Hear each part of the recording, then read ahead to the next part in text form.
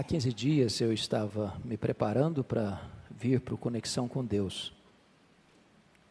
E eu tinha acabado de escrever cada dia sobre José. Era 5 horas da tarde, quando uma frase me veio à mente. Eu sou José. E naquele momento eu me assentei e comecei a escrever aquela história. E 6h15, 6h20, pela graça de Deus eu concluí. E eu pedi permissão ao pastor Arival, e ele corajosamente me deu essa permissão. E eu vou contar para vocês o que escrevi. Então abra a sua Bíblia comigo, por favor, em Gênesis 49, 22. Gênesis 49, 22. E peço que toda a igreja, a uma só voz, leia comigo esse texto. Gênesis 49, 22. Vamos lá? José é um ramo frutífero junto à fonte. Seus galhos se estendem sobre o muro. Eu sou José. Eu sou conhecido como José do Egito.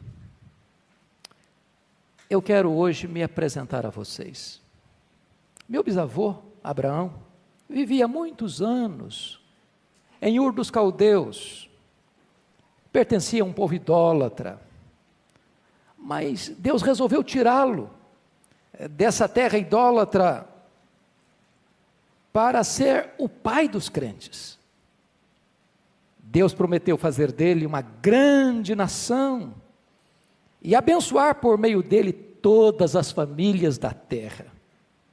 Meu bisavô, Abraão, obedeceu prontamente à ordem de Deus e partiu, sem saber para onde ia.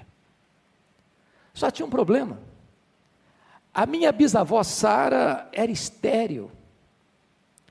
Como eles poderiam então ser os progenitores dessa grande descendência? Eles esperaram 25 anos o cumprimento dessa promessa. Quando já parecia impossível o cumprimento do que Deus havia falado, pasmem vocês, minha bisavó Sara ficou grávida. Nasceu então um lindo menino, e logo puseram nele o nome de Isaac. Ah, que festa foi naquela casa! Foi uma espécie de ressurreição dos sonhos. Meu avô Isaac foi criado com tanto mimo, que quando ele desmamou, o meu bisavô chegou a dar uma festa. Pasmem vocês com isso, eu nunca vi coisa semelhante acontecer. Meu avô Isaac foi um homem muito manso. Ele era um jovem pacato. Foi até preciso que meu bisavô Abraão enviasse seu servo Eliezer na terra de nossa parentela para buscar uma jovem para ele se casar. Pensem vocês, eu já estava com 40 anos de idade, mas tinha consciência que o casamento devia ser com uma jovem que tivesse a mesma crença e os mesmos valores de seus pais. Por providência divina e em resposta às orações, Rebeca, uma jovem bela e diligente, foi encontrada e aceitou sair da casa de seus pais para ser a mulher do meu avô. Garanto a vocês, foi amor à primeira vista. Minha avó Rebeca também era estéril. E meu avô Isaac orou por ela 20 anos, até que Deus abriu a sua madre. Que alegria! Enfim, as promessas de Deus estavam se cumprindo mais uma vez. A gravidez de minha avó Rebeca não foi nada fácil. Havia dentro do seu ventre 2 meninos, aliás, 2 nações. E pasmem, já estava em conflito mesmo no ventre. Diante da tristeza da minha avó, Deus a consolou dizendo que ela seria mãe de 2 nações. Mas o filho mais velho serviria ao mais moço. Quando os meninos nasceram, meu pai Jacó nasceu segurando no calcanhar do meu tio Esaú. Meu pai cresceu para ser o xodó da vovó, e meu tio Esaú era o filho predileto do vovô. Meus avós não tiveram muita sabedoria para educar os filhos. Na verdade, eles despertaram disputa no coração deles, em vez de cultivar amizade entre eles. Meu tio Esaú era um homem ímpio e não levava as coisas de Deus a sério. Chegou até mesmo vender o seu direito de primogenitura por um prato de lentilhas. Um dia, o vovô Isaac resolveu desobedecer a orientação divina. Chamou meu tio Esaú para trazer-lhe um prato saboroso, a fim de abençoá-lo. Vovô conhecia e sabia dessa história, do que Deus havia dito antes mesmo dos filhos nascerem: o mais velho servirá ao mais moço. Minha avó Rebeca, que já escutava a conversa atrás da porta, chamou meu pai Jacó e disse para ele se fingir de Esaú, a fim de receber a bênção no lugar do meu tio. Meu pai ficou muito estressado com isso e disse para minha avó o seguinte, que isso não ia dar certo não.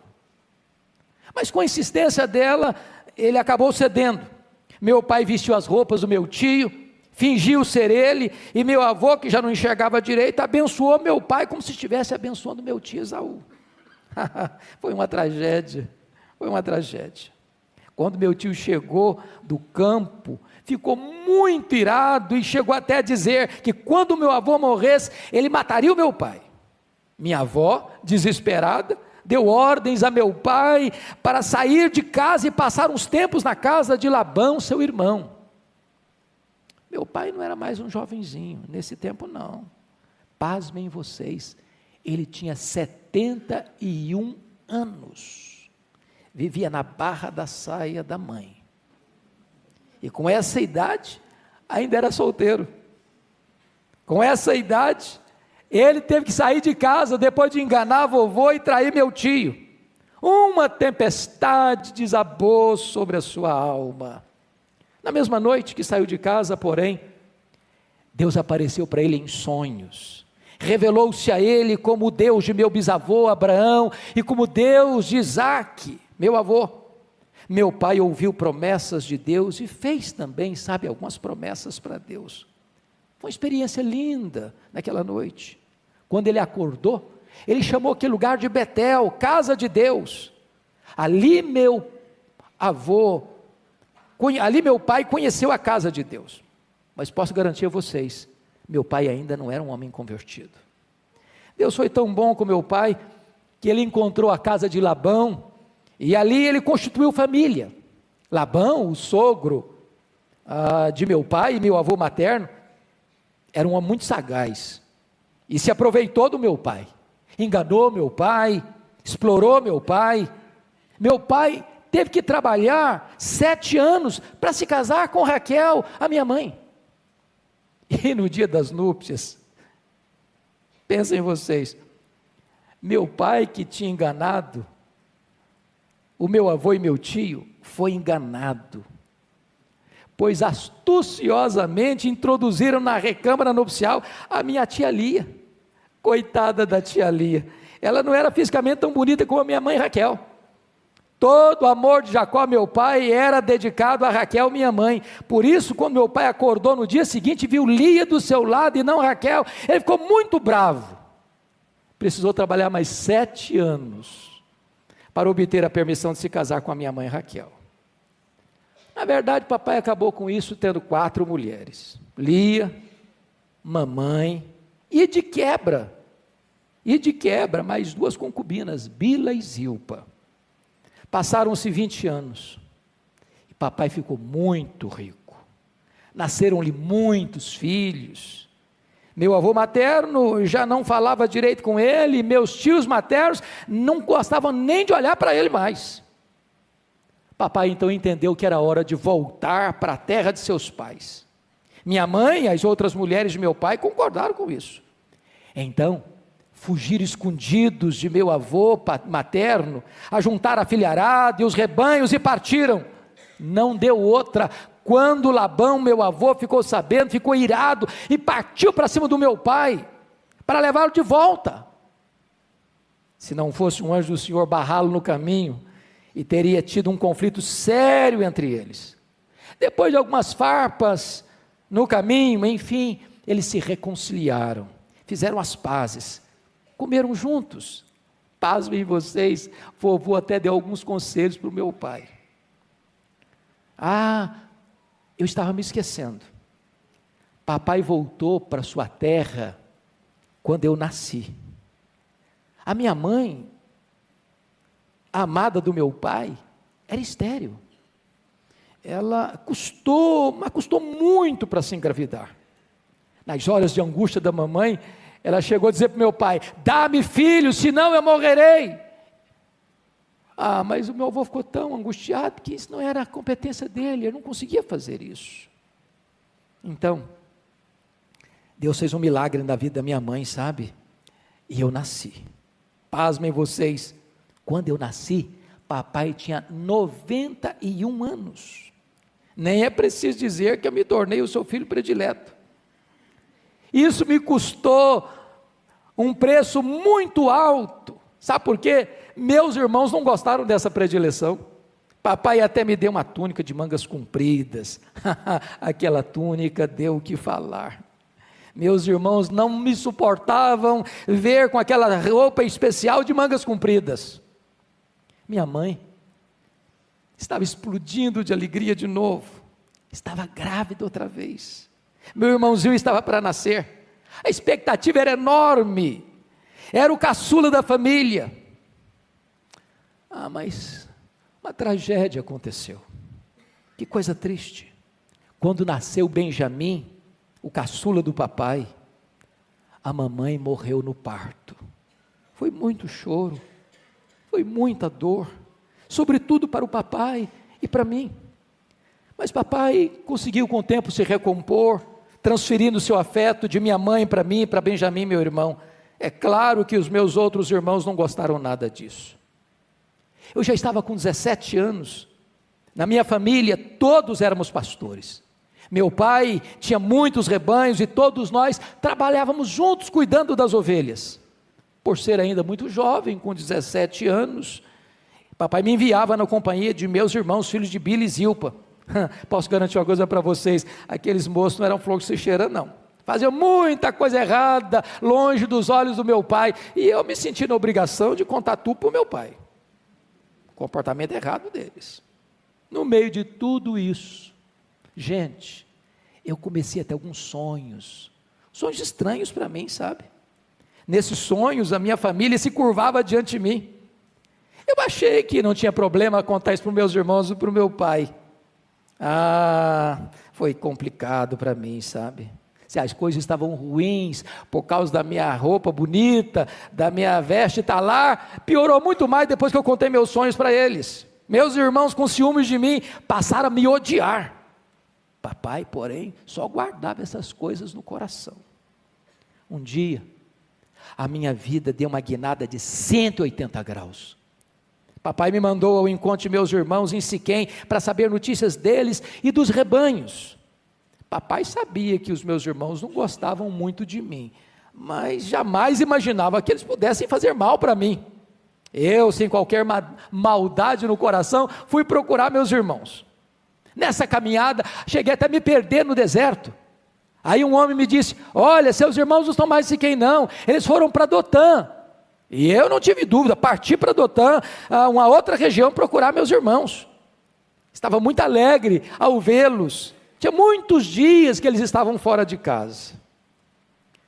Que surpresa desagradável foi para mim. Quando eu cheguei, pasmem vocês, meus irmãos me agarraram com toda a força e arrancaram com toda a violência minha túnica e me jogaram no fundo de um poço. Eu pensei que eu fosse morrer. Gritei por socorro, chorei, que nada. Meus irmãos estavam comendo e se divertindo e nem se importaram com os meus gritos desesperados. Meu irmão Rubem até planejou me tirar daquele buraco e me mandar de volta para meu pai. Quando meu irmão Judá viu que o papo entre os meus irmãos era para me matar, ele teve uma sacada inteligente. Matar José não vai resolver nada. Aliás, ele é nosso irmão. O sangue dele vai ficar nas nossas mãos. Então Judá, muito espertamente, sugeriu que eu fosse vendido para uma caravana de midianitas que estava indo para o Egito. Discutiram o assunto, concordaram com Judá, acertaram o preço e me venderam, pasmem vocês, como um escravo para o Egito. Tenho que confessar uma coisa, eu me senti tão mal, eu me senti um objeto descartável, meus irmãos não tiveram piedade de mim, eu fui arrastado estrada fora para um lugar muito distante que eu nunca tinha ido. Fiquei pensando enquanto caminhava, o que será de mim? E o meu pai, como ele vai se sentir quando eu não voltar para casa? Será que meus irmãos vão contar para ele o que aconteceu? Será que meu pai vai me procurar? Na verdade, eu vivi muitos anos perturbado com essas perguntas, sem qualquer resposta. Fiz uma longa viagem pelo deserto. Quando eu cheguei no Egito, fui revendido. Um homem chamado Potifar me comprou. Ele era oficial da guarda pessoal do faraó. Pelo menos fui morar numa casa boa, sabe? Tinha comida boa, tinha conforto. Na verdade, Deus não me desamparou. Esteve do meu lado nas noites mais escuras da minha alma. Mas apesar de tudo isso, que saudades eu senti do meu pai. Que saudade eu senti do meu irmão Benjamim. Papai já estava com 108 anos nessa época. Certamente eu devia estar chorando e sofrendo muito. Tudo isso me atormentava. Não tardou para que meu patrão e dono visse em mim um jovem muito especial. Deus abençoava tudo que eu botava as minhas mãos. Então Potifar me confiou todos os negócios da sua casa e do seu campo. Eu me tornei o mordomo daquela casa. Eu vi a bênção de Deus fluindo das minhas mãos. Os bens do meu senhor começaram a se multiplicar e a crescer. Seus negócios iam de vento em popa. Quanto mais Deus abençoava a casa do meu senhor, por amor de mim, mais confiança ele tinha no meu trabalho. Eu deixei de ser um escravo para ser o administrador da casa do meu Senhor. Mas os meus dias de calma estavam contados.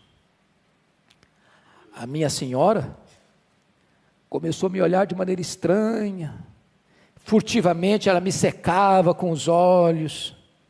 Eu era um rapaz bonito, preciso confessar. Mas eu percebi que alguma coisa estava errada. Até o dia que eu fiquei muito, mas muito assustado. Ela sem qualquer rodeio me chamou num canto e me disse: José, deita-te comigo. Parece que o mundo desabou sobre a minha cabeça. Embora fosse jovem, eu sabia que estava diante de um grande perigo. Fui firme com ela, dizendo que ir para a cama com ela seria trair a confiança do meu Senhor. Seria, na verdade, uma grande maldade com Ele, e mais, seria um grave pecado contra Deus. Mas a mulher não desistiu não. Todo dia, ela falava a mesma coisa comigo: José, deita-te comigo. Eu até evitava ficar naquela casa para não sofrer esse tipo de assédio. Teve um dia, porém, que precisei ir lá para atender às demandas dos negócios. Ela estava me esperando. Ela estava me espreitando para dar o bote fatal. Ela então sedutoramente agarrou-me pelas vestes e disse diretamente, olhando nos meus olhos: José, deita-te comigo. Eu não vi outra saída senão deixar minhas roupas nas mãos dela e sair correndo para fora. Eu não tive vergonha de fugir não. Eu sabia que nessa área não se pode brincar, ser forte é fugir, e foi o que eu fiz. Eu não me arrependo. Ela furiosamente me acusou para os homens daquela casa e mais tarde para o seu marido. Ela inverteu os fatos, disse para todo mundo que eu havia abusado dela, pagando o bem com o mal. Foi uma tragédia, preciso confessar. Ela tinha as minhas vestes, minhas roupas nas suas mãos, as circunstâncias eram muito desfavoráveis a mim, ela tinha um forte álibi. Mas sabe, a minha consciência estava em paz, a minha inocência me fortaleceu para suportar todas aquelas acusações injustas que eu sofri. Potifar ficou muito irado comigo e me mandou para o cárcere, um lugar sujo, imundo. Ah, que dor foi para o meu coração, ser odiado pelos meus irmãos, ser vendido por eles, e agora acusado injustamente, jogado numa prisão imunda. Ah, eu não entendia nada, meu Deus, e os meus sonhos? E os meus sonhos? Pensei, estão virando pesadelos. Acostumado com o conforto da casa do meu pai, na casa do meu senhor, agora estava num cárcere. Eu tenho que confessar para vocês que os melhores anos da minha juventude eu passei dentro daquela prisão imunda.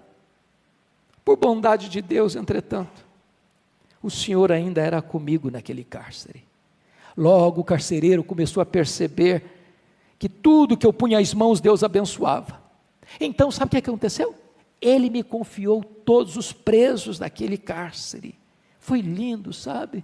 Ver até naquela circunstância o cuidado e a providência de Deus comigo. Eu já estava com 28 anos, ou seja, 11 anos depois que meus irmãos haviam me vendido.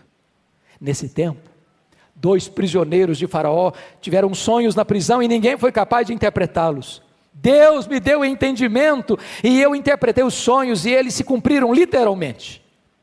Quando o prisioneiro, o copeiro do Faraó estava saindo, por causa da minha interpretação tão precisa, eu pedi para ele: lembre-te de mim, interceda lá junto ao Faraó por mim. Sabe o que aconteceu? Ele se esqueceu de mim, e eu fiquei mais 2 anos amargando naquela prisão insalubre. Muitas vezes, eu não conseguia entender qual era o plano de Deus, ano após ano, e eu ali, vivendo entre prisioneiros, como um prisioneiro, mas nem sabia eu, que por trás dessa providência carrancuda, Deus estava sorrindo para mim, Deus estava escrevendo nessa hora, o capítulo mais emocionante da minha história. Eu estava preso ainda, quando o Faraó teve um sonho, aliás 2 sonhos, os magos do Egito não conseguiram interpretar os sonhos do Faraó.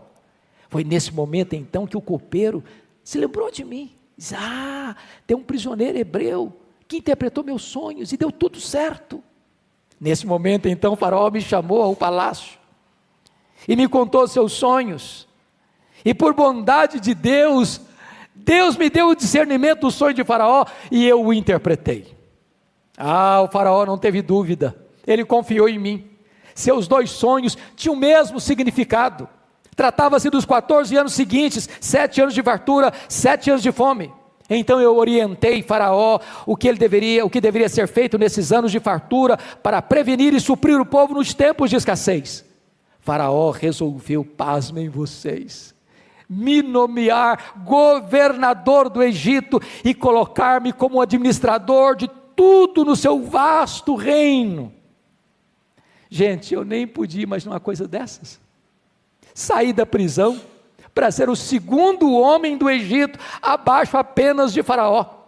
O rei me fez andar de carruagem real num cortejo por todo o Egito e ordenou que todos prestassem reverência a mim. Deu-me seu anel sinete, colocou em mim roupas de linho e mais, me deu uma esposa linda. E então eu comecei a visitar todas as terras do Egito, construindo celeiros, fazendo muitos investimentos para armazenar cereais naquele tempo de fartura. O plano foi um sucesso. Ajuntamos tanto cereal que nem podia se contar. Nós estávamos preparados para os anos de fome. E eles chegaram. A fome atingiu o Egito todo e todas as outras terras foram atingidas pela fome. Imagina você, que a minha família também foi atingida por aquela fome. Papai tinha dinheiro, mas não tinha alimento. Então, sabe o que aconteceu? Os meus irmãos foram forçados a ir ao Egito comprar alimento. Quando eles chegaram, logo eu os reconheci, mas eles não sabiam quem era eu. Fiquei muito emocionado, mas eu não me dei a conhecer eles não. Na verdade, eu não tinha mais mágoas no coração. Prova disso é que quando meu filho primogênito nasceu, eu chamei meu filho de Manassés, que significa: Deus me fez esquecer das tristezas que eu tive com a minha família. Eu precisava aguardar a hora certa para me revelar aos meus irmãos. Sabe o que eu fiz? Mandei meus irmãos de volta com alimento para sua terra, mas fiquei com meu irmão Simeão no Egito. Isso para mim era uma prova de que eles teriam que voltar. Minha exigência é que eles não poderiam voltar para o Egito para comprar mais comida sem trazer Benjamim, o meu irmão caçula, o amado do meu coração. Ah, que saudades eu tinha do Benjamim. O dinheiro que eles trouxeram para comprar alimento, eu devolvi na boca do saco de cada um deles. Queria com isso colocar uma pulga atrás da orelha deles. De certa forma, eu me senti assim muito feliz mesmo, sabe? De saber que meus irmãos e meu pai não pereceriam de fome naqueles anos de sequidão. Como a fome apertava na terra, meus irmãos precisaram voltar para o Egito para comprar mais comida. Eu soube até que o papai relutou em enviar Benjamim. Na cabeça dele eu estava morto. E se o Benjamim fosse retido lá no Egito, como foi Simeão, ele desceria à sepultura com muitas lágrimas e sem qualquer consolo. A vida perderia o sentido para ele. Ah, gente, que emoção foi esse dia. Quando eu vi os meus irmãos chegando, quando bati os meus olhos em Benjamim, meu coração pulou dentro do meu peito. Por pouco eu não estragava a surpresa. Precisei me controlar. Então, sabe o que eu fiz? Eu armei uma para eles. Fiz isso. Dei um banquete. Convidei meus irmãos para jantar comigo. E depois eu os despedi. Mas eu mandei colocar o meu copo de prata na boca do saco de Benjamim, sem que eles soubessem. Quando eles partiram, já estava a caminho de casa, eu mandei meus soldados atrás dos meus irmãos, fazendo uma grave acusação contra eles. Pois vocês trataram o chefe lá do Egito com tanta crueldade, vocês roubaram o copo de prata dele. Ah, meus irmãos protestaram inocência. Meus soldados estavam instruídos: o saco onde estiver o meu copo de prata, esse voltará para o Egito como escravo. Houve um alívio entre eles, eles sabiam que eram inocentes. Foram abrindo o saco, um por um, era um alívio total, eles eram inocentes. Até que abriram o saco do meu irmão Benjamim, lá estava o meu copo de prata. Foi um desespero, um chororô total. Eles sabiam que se o Benjamim ficasse escravo no Egito, o papai morria de tristeza. Sabe o que aconteceu? Todos eles voltaram para o Egito. Se humilharam diante de mim, se prostraram diante de mim. E sabe o que aconteceu? Eles começaram a se humilhar e se sentirem culpados. Nas entrelinhas, de boca a boca, de ouvido em ouvido, eu escutava eles falar: tá vendo, nós fizemos há tantos anos, mais de 20 anos aquilo com José, Deus está pesando a mão sobre nós, Deus está nos punindo agora. E à tona veio a culpa do coração deles, o que eles haviam feito comigo. Gente, eu não estava aguentando mais. Por dentro eu estava derretendo de fortes emoções. Então eu fiz todos saírem da sala, exceto meus irmãos. E eu me declarei a eles. Eu disse a eles: eu sou José. Eu sou José. Olha o que Deus fez. Não foram vocês que me enviaram para o Egito, me venderam para o Egito. Foi Deus que me trouxe na frente de vocês, a fim de todos poderem viver. Eu me lancei nos braços de Benjamim e nós choramos muito, convulsivamente, num misto de espanto e alegria. Então eu mandei carruagens com muito alimento para o papai e todo o restante da família. Queria todos bem pertinho de mim.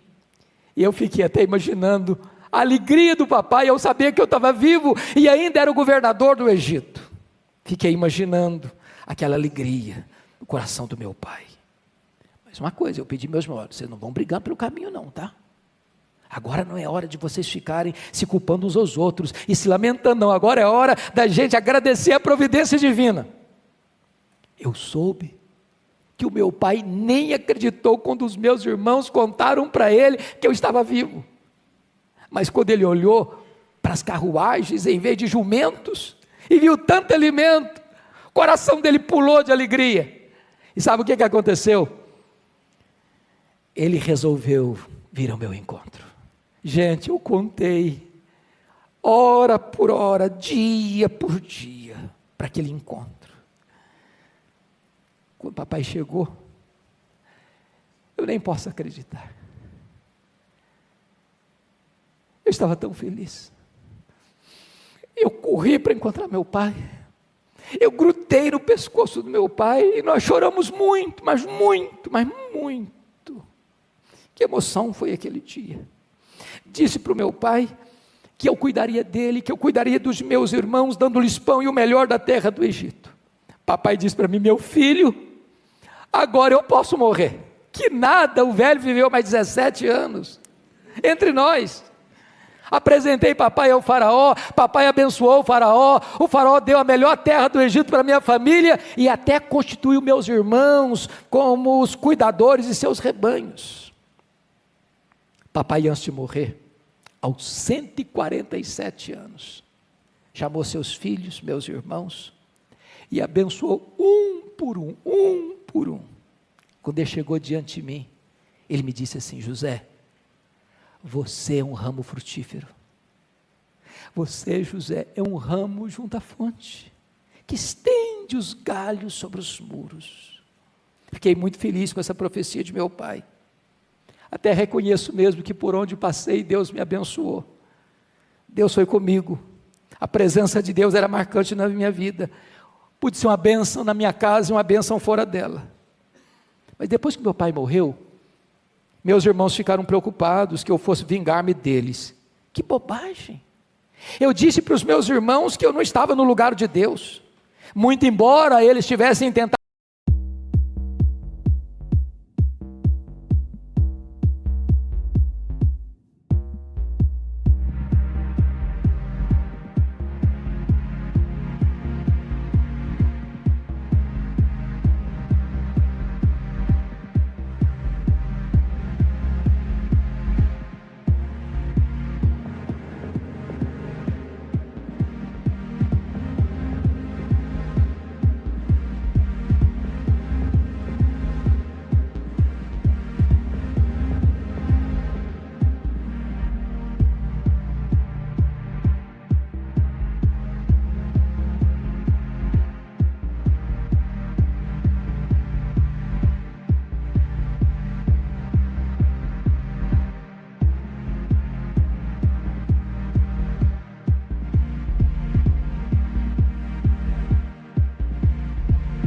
Do mal contra mim, Deus o transformar em bênção para a preservação da vida de muita gente.